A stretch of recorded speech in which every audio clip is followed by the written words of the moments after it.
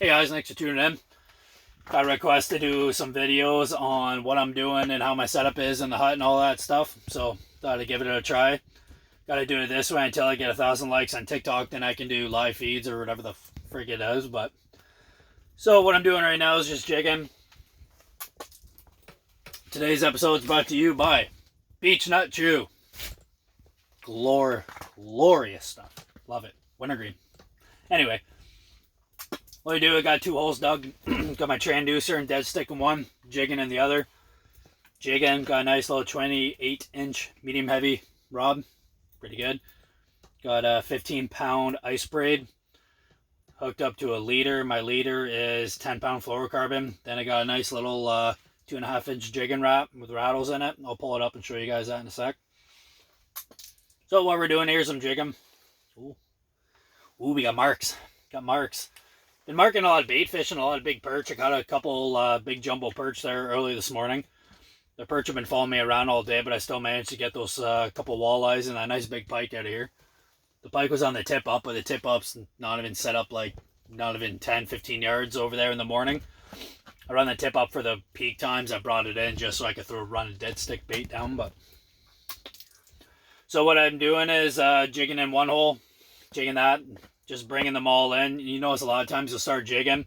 Maybe a lot of fish sometimes won't commit, or they'll end up hanging around for a while, and then they just end up taking off. They lose interest. So I'll start jigging away a little bit. Start doing that. The dead stick. What a lot of people don't know is the dead stick. Beautiful tool. I love it. I don't know how many fish I've caught probably with a follow-up on a dead stick.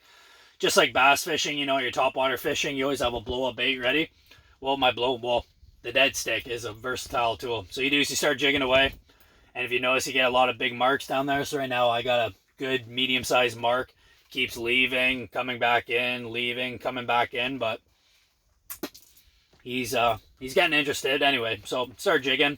If they start losing interest or don't commit after 15 minutes of me jigging, and they're still on the graph and just staring at my bait, what I'll do is my dead stick, so it's just a jig head and a minnow, live minnow.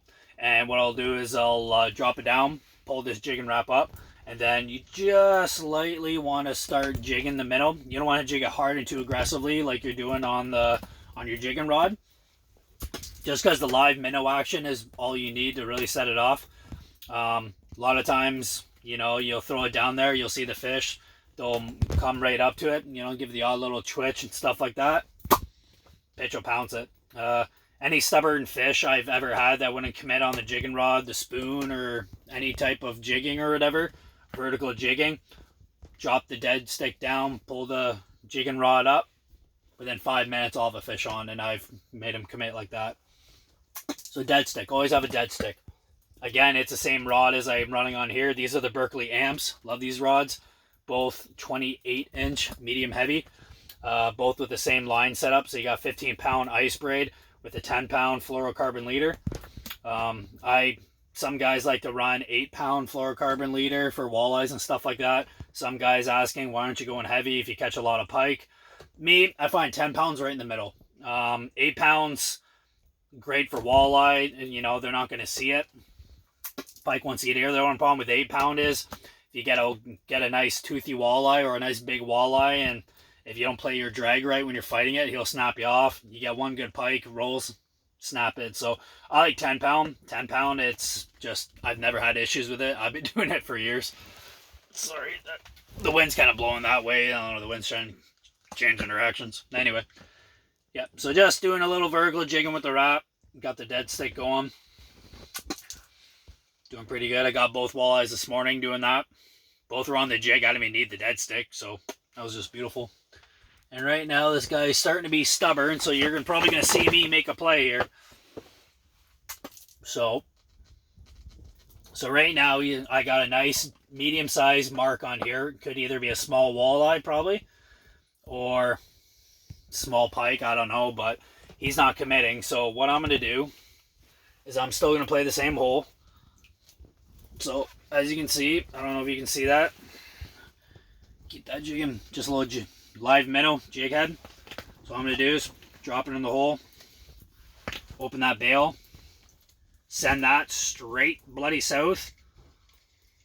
And it's going down. As it's going down, the jig's coming up. There's a little rip and wrap. So right now the jig head's making its way downtown. Kind of got hung up there for a second on the reel. Uh-oh. There we go. And this is the part where you don't want to get caught with only having one line in the water with the fish, because as you pull the jig and wrap up, leave the hole empty, and then as it takes time for your dead stick bait to go down there, fish aren't going to see anything, they're going to take right off. So you always try to have something in front of their face to keep their attention. So right now I got my minnow, my jig head, the dead stick rolling, and there's the mark. Now he's coming back in, and all you're doing is just barely touching it. Like if you can see my hand here, all I'm doing is just giving it a small little touch. Small little touches. That's all I'm doing.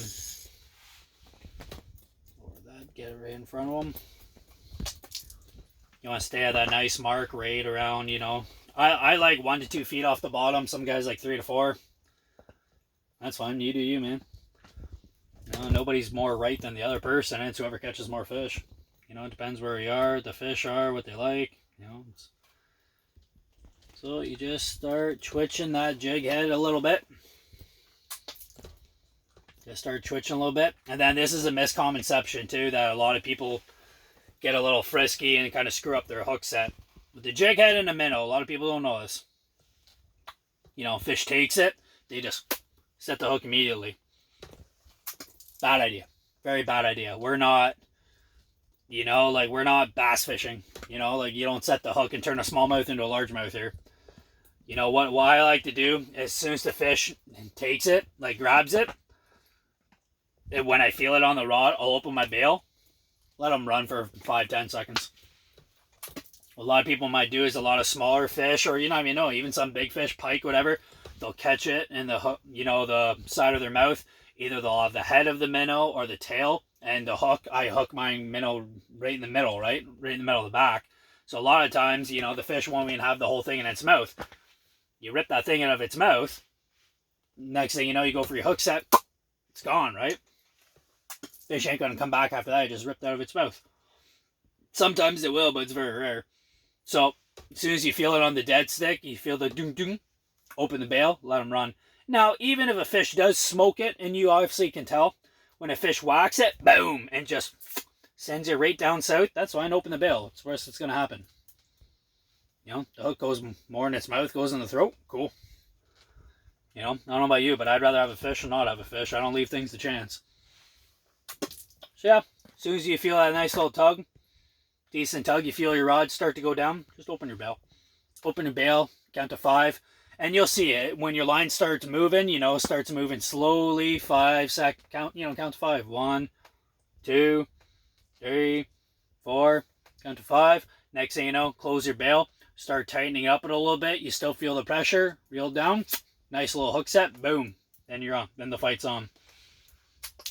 And then I'll do another video when I get hooked up to a fish here. I'll do another video on how to fight a fish properly to the hole. A lot of people just think you just reel up and you do that with a walleye, you ain't getting it in. You know, walleye's dead weight. You can tell the difference between walleye and a pike. Pike, when you hook it down deep, boom, the pike immediately starts head shaking and it starts going like the fight's on as soon as you hook into it. Walleye, boom, you hook into it, just feel like dead weight. He'll pull a little bit. Then you start bringing them up, and then you think you'll have it, like you'll have them right. As soon as that walleye hits the hole, fight's on. He hates that hole, and he's just going to go buck wild, head shaking, blah, blah, blah. Depending on how your drag is, if your drag's pissed tight, you're going to lose. And then again, if your drag's too loose on your hook set, next thing you know, you do your hook set and you start pulling drag. You know, if your drag's too loose and you head shake, and that's not good. You gotta have, you know, halfway through the fight, you gotta start playing with your drag. I do that all the time.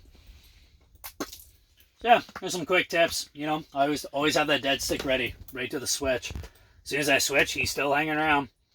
Still hanging around. He's gonna bite sooner or later. And then you know what? After 15-20 minutes, if he doesn't like the dead stick, you know, starts to lose interest, I'll switch back to the Jiggin wrap then. pop the jigging wrap in, see if he'll take that. A lot of times they'll take one or the other. You know, if he starts to go away here in a couple minutes and doesn't want the dead stick minnow, bring the jigging wrap. Jigging wrap will bring him back in. He'll be good. He's gonna bite one or the other. He's hungry. Yeah. So yeah, always have a dead stick ready.